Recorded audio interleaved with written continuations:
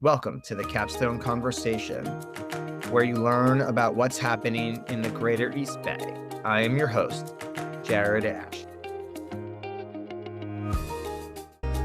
We're going to talk about the insurance crisis. Why are people, including Assemblywoman Cagan, losing homeowners insurance? I am joined by Danielle Cagan, who is with CSAA Insurance in California. Danielle, can you please introduce yourself, and thank you for joining us. Thank you, Jared, for having me. My name, again, Danielle Cagan. I work at CSAA Insurance Groups. We provide AAA insurance to AAA members in 23 states, plus the District of Columbia. And we write about $7 billion worth of insurance each year and are headquartered actually in the beautiful East Bay in Walnut Creek. We are in an insurance crisis here in California, and many of the listeners of this podcast are feeling the impacts of that, whether it's being non renewed by their insurance company, whether they are moving and buying a new house and unable to find insurance because many of the carriers have pulled out of the state, or they're keeping their insurance, but they're seeing their premiums increase.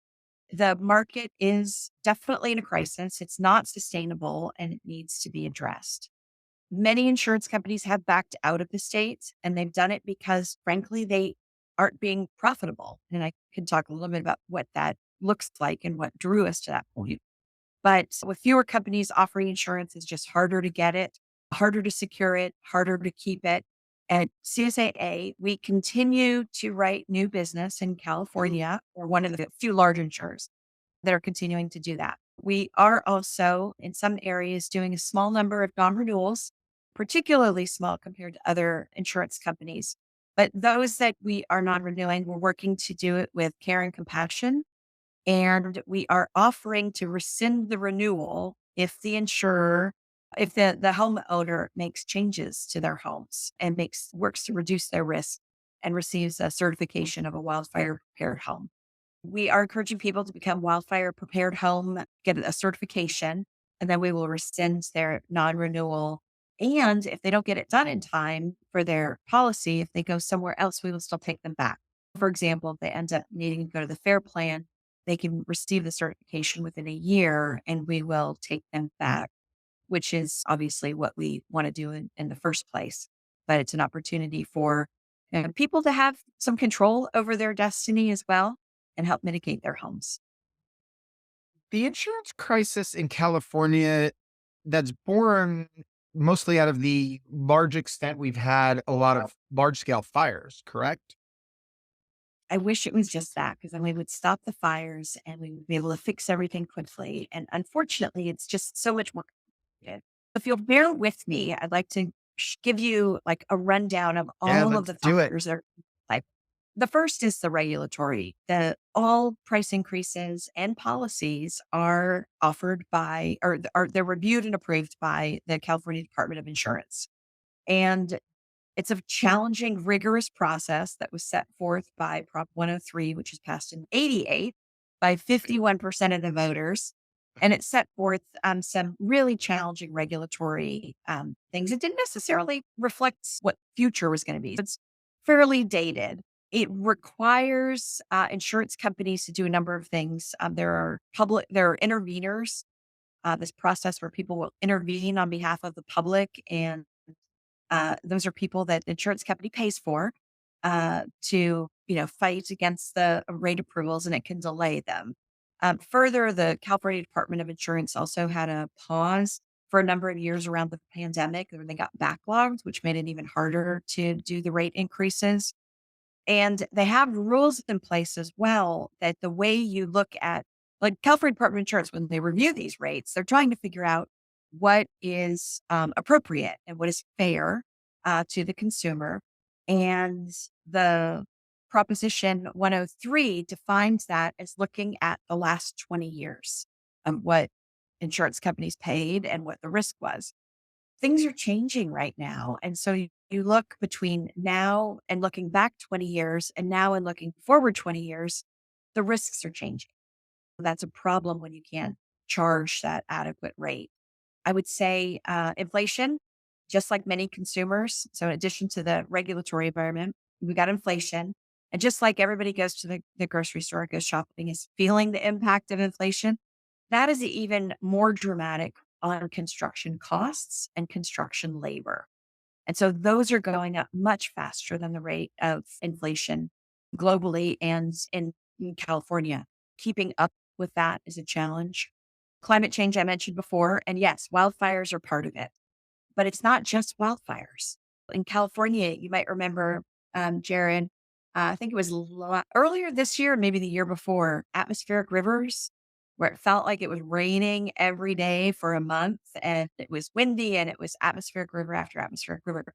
People don't realize that, particularly when it's rain combined with wind, that results in trees falling to houses and onto cars and fences blowing down. We even had a lot of roof collapses in Tahoe where they were getting a lot of snow.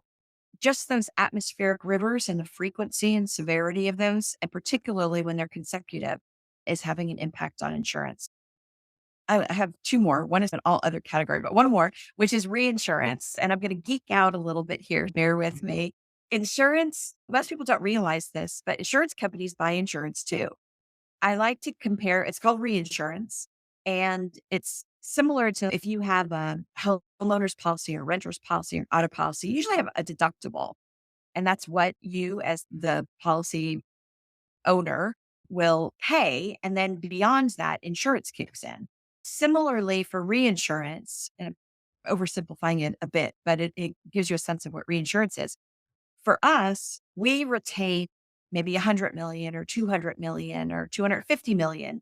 And beyond that, reinsurers kick in.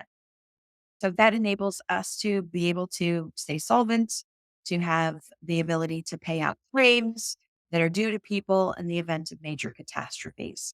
As you've been having these other factors happening, including climate changes, reinsurers are getting a little questioning, like, what's the right rates? And their rates are going up. And they're looking at it from a global perspective. Even a wildfire in other part of the world might affect reinsurance costs of insurers in the US.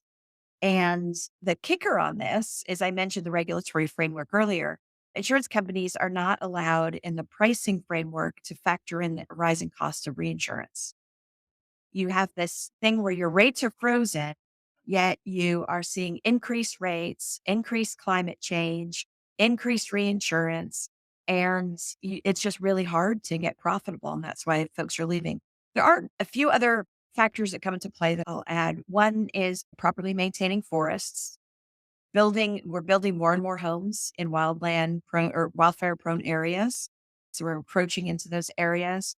We've got aging power infrastructure. So PG&E is working on updating that now, but you've had a lot of fires start from the aging infrastructure.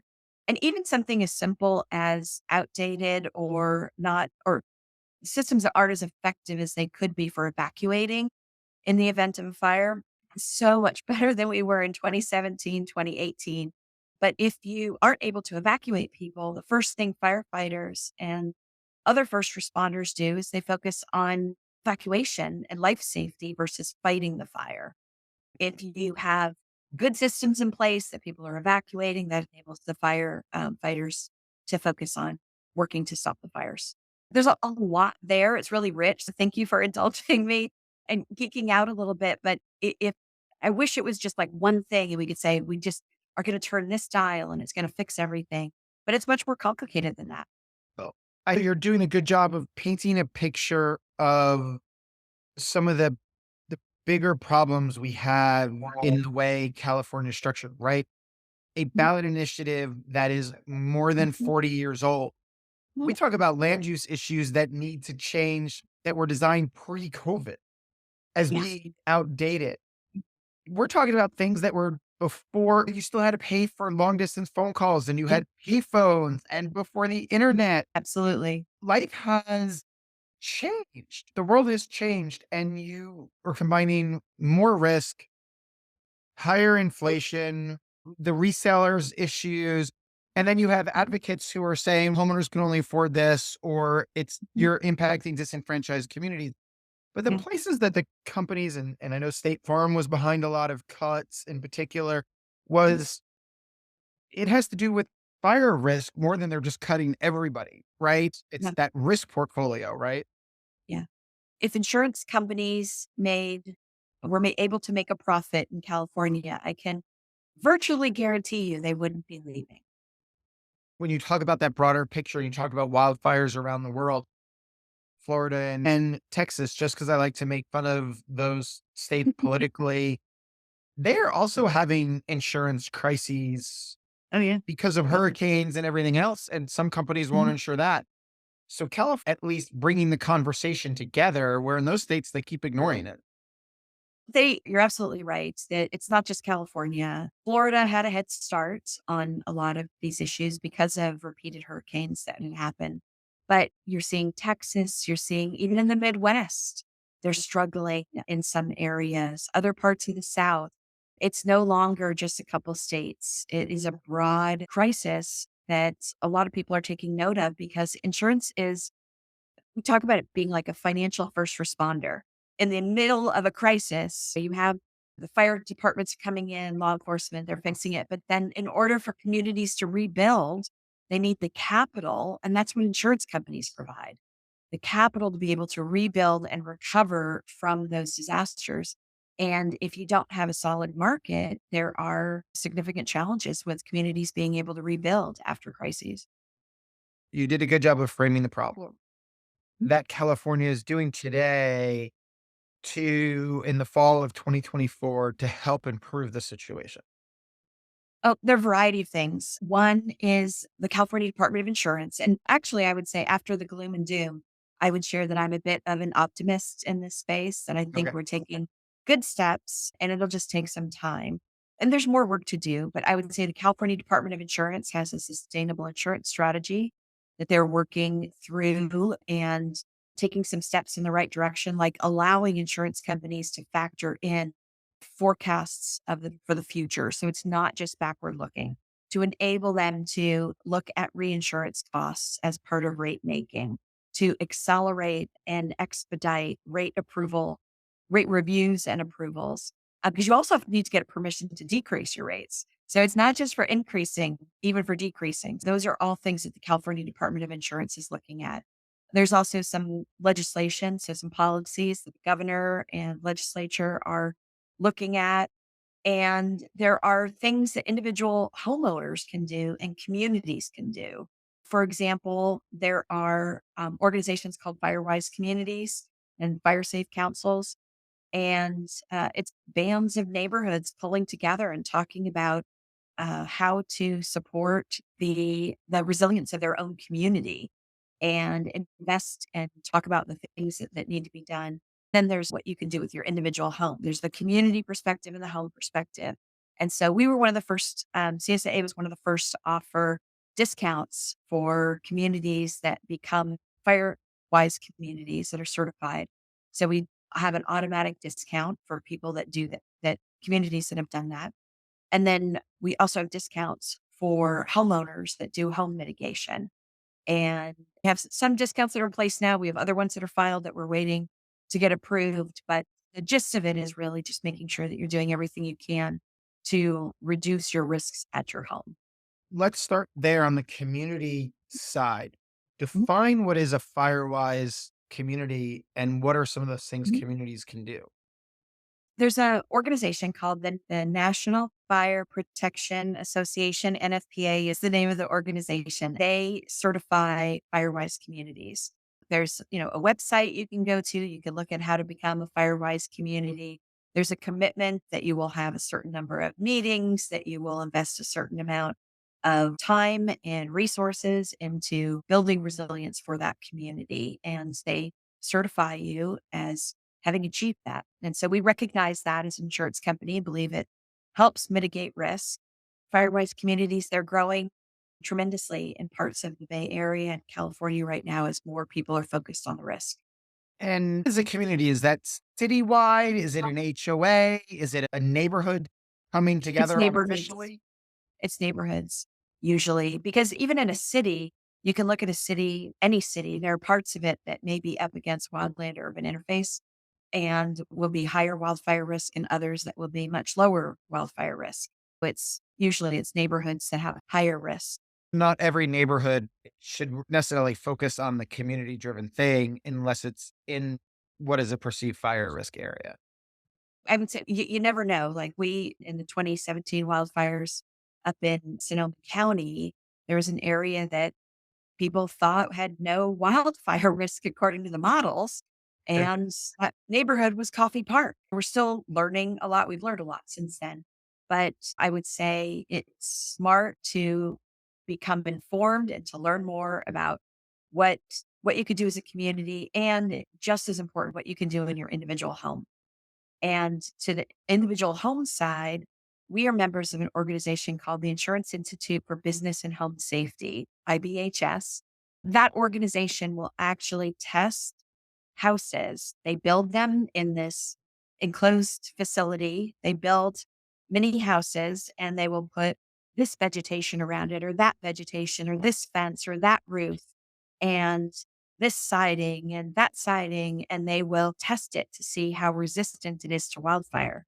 They actually will simulate embers and they will test and be able to use science to understand what drives wildfire impact.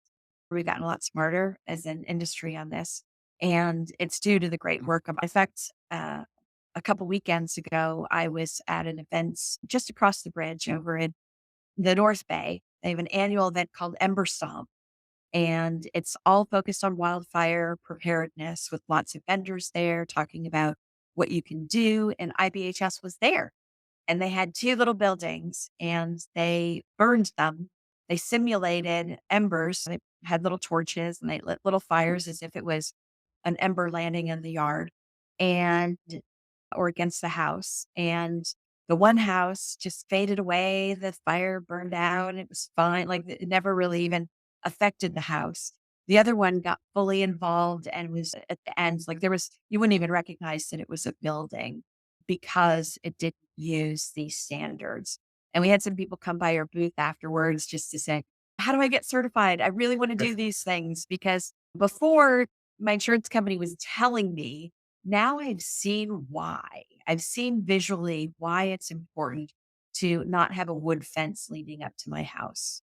We've seen it, particularly in Colorado. There was a wildfire, and the wood fences going from house to house basically were a wick drawing fire to the house. One of the houses that burned, it had typical mulch around it, like wood chips. And that's like having matchsticks next to your house, right? So if embers come, they hit your house and they fall. If they land on concrete or stone, the fire goes out. If they land on a flammable plant or they land on mulch that's combustible, it's just going to accelerate. And that's exactly what happened in the demonstration. The IBHS has some great standards that you can check out on wildfirepreparedhome.org. And they have a base certification and a plus certification. And for our insureds who achieve any of the certifications, we are now rescinding any non renewals if they do that. It involves a Class A roof, which the overwhelming majority of people in California have. So I don't know the exact 97, 98, like a huge percent of people have Class A roofs. And it's 0 to 5 foot defensible space or non combustible zone around your house, meaning no plants that are gonna catch fire, no mulch, no fencing, wood fencing. And there's some beautiful options out there. But as we talk to our policyholders, one of the things that's the most challenging for them is just visualizing what a house looks like when you have 5 foot around it without shrubbery and plants. Because normally the way we build, we start, we put trees next to houses and we put high growing plants. And then as you move out, it gets lower, where we need to change that. So closer to the house is fewer plants. And then as you go out is where the trees are. We heard enough from our policyholders say, we don't know that we can not have our hedges, or that bush or whatever it is that grandma gave us 20 years ago, and that type of things. We actually reached out in partnership with IBHS to UC Berkeley. They have a landscape design program, and we invited them to join us in this effort to show people how beautiful this defensible space can look. We actually funded a contest with them and had firefighters and landscape designers judge and gave away thousands of dollars worth of prizes to the landscape design classes. Those designs are available online at the wildfirepreparedhome.org. People can look it up. There's actually blueprints. People can see, they can use them, but very popular way to help dispel some of the myths. Wow, a lot to unpack there. One really cool job to the people who get to light things on fire for training. If you're into that as a job, better than just doing it in the forest. One that's interesting because I know I'm on a fairly busy pedestrian cross street, and I love the trees in front of our front downstairs windows because you can see in the fall without, Yeah. or the winter without the leaves. You could see in through the windows. It would take some thought to how to redo the front in a way that would move those a little bit, a little closer to the road, a little further from the house. Yeah. I did take in your suggestion after you had talked to me about the mulch because when I put all new mulch out in black wood chips to make everything look nice, I would not put it right next to the house. I actually left the 2 feet of space. Now I didn't move plants per se because I guess they're just every plant would probably be flammable. But I did I'll tell not do you. that mulch. Thank you. I'm thrilled to hear that you didn't do the mulch. And yeah, we're seeing the 0 to 5 foot. And I've had people say, can it be 4 feet? Can it be, does it have to be five? And again, going back to science, IBHS actually tested it. And they said 5 foot is what really makes a difference. And it doesn't mean you have to get rid of the trees. They just need to be clear the 5 foot away from the house. In some instances, it just means trimming some branches. There's different ways to look at it. I would say one of the things that we heard from the landscape design folks was when they were first told the 0 to 5 foot, they were like, okay, it was just so different than what they've been taught. And when they came out of it, they shared with us that it looks totally different to them now. That when they look at houses now with plants right next to it, the plants look crowded and they don't have the open space to be able to look as vibrant. It's a different way of looking. It's a culture shift. My wife wants to redo our front yard in the next year, so if you can give me somebody's phone number to go through that design, we'll appreciate it. Will do. We'll send you those designs. I wanna come back to other ways that can prevent some of these fires and some of these Mhm. risks. How is technology helping to aid the situation? Great question. We've been looking at a variety of innovative ways to not just respond to AAA members after their homes burn or they have a claim, but working to prevent it. And for that reason, we've done a number of innovative things. One of them is we hosted in partnership with on a global consulting firm and IDEO, which is a firm in the South Bay that does creative design and things. And we together, we sponsored a climate resiliency challenge. And we went out globally and invited people to share ideas, technology, different things that they just needed some visibility and some money to be able to scale. Some were early stage, some were mid stage, and some were looking to scale. We had 17 winners and awarded about $1 million between all of the sponsors of this contest so that we could help support the technology. Not all of them were technology based, but some of them were.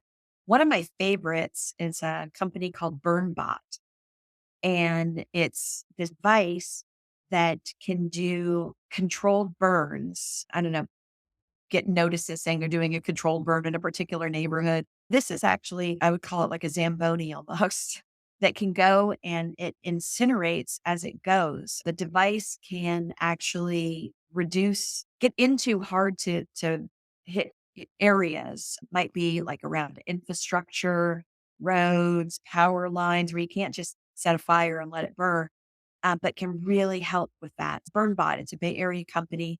It's just an example of one of the technologies that is part of the climate resiliency movement. And I've seen a company that Wi-Fi enabled like sensors. So if there's a report of a fire in the area, they could douse the outside of Mhm. your home with Yep. water, or is that good? Are there discounts for that? Is that worth the price? Um, I know it is a bit pricey. We don't currently offer discounts for that.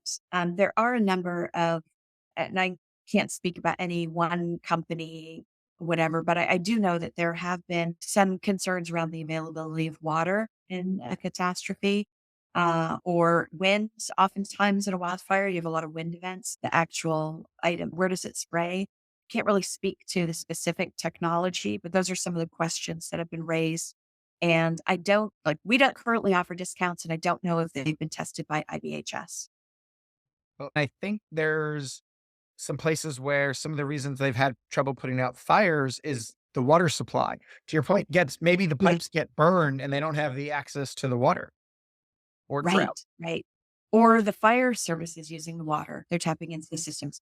But it depends. I would just encourage people who are considering that to do a full investigation and make sure that you understand the technology, how it works, and what the dependencies might be, whether it's electricity, whether it's water, whether all of those types of things.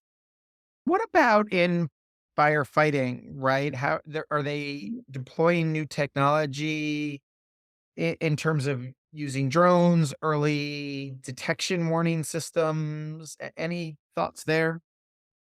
Not as much on the technology side. I would say that my understanding is we're getting better on the communication side, which has some technology in having people understand when they're going to be evacuated. There's a app now that many people look at that you can see what the status is of evacuation. I think it's called, I can tell you because I look at it for fires, Watch Duty, and it's a nonprofit organization that has an app so people can get the latest information without having to troll social media and figure out what's correct and what isn't. Watch Duty is a great example there.